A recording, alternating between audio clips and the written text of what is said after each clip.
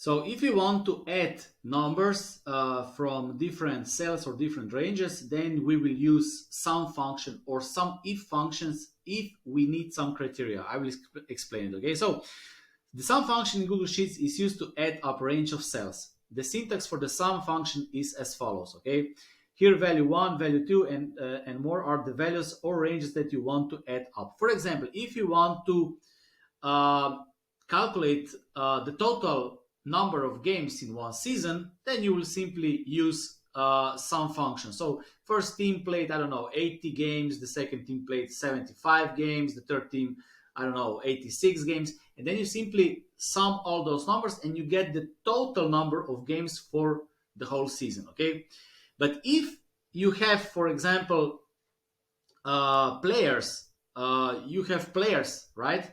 And you have players and then the team, and you want to add only the numbers or the games they played for one specific team, then you can use some if function, because you will tell the Google spreadsheet that he needs to sum the numbers or add the numbers only if the numbers are from, I don't know, Minnesota Timberwolves or Los Angeles Lakers. Okay, so this is a criteria. Okay, so the sum function in Google Sheets is a conditional summing function that adds up the values in a range of cells based on specified criteria.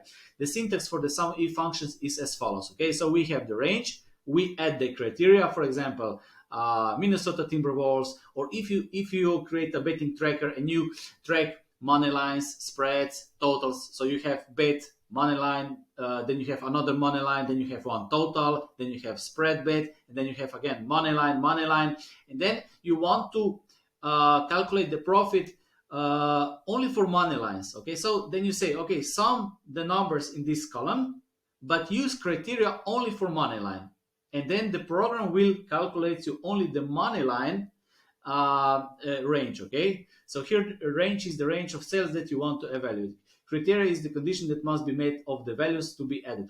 I will show you now in the spreadsheet. Okay, so as I said, you can use for betting tracker, for example. Okay, so we will jump now to spreadsheet.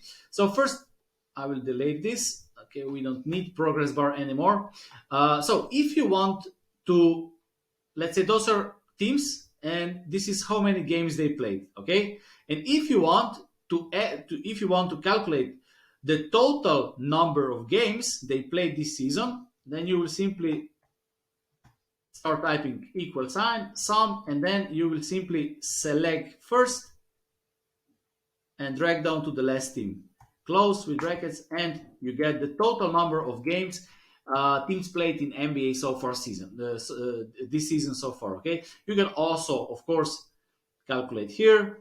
As I said, I usually like to calculate above the table, which is imported with import HTML function, which I explained in my first video. So you can also do like this. Okay, you can select the last cell and drag up. Okay, click enter and you get the same number. Okay, this is how you sum numbers, because this is easiest way to add those numbers, because you could also do like this. Okay, you can do like this number plus this number plus this number plus this number, and this would take a lot of time. Okay, this would be not wise, and this is why we use sum function. Okay, it will save you a lot of time. With one click you you add all those numbers. Okay, and then we have sum if function. Okay, this is where you put some criteria how you want to calculate it. Okay, so let's say that you track your bets, and let's say that you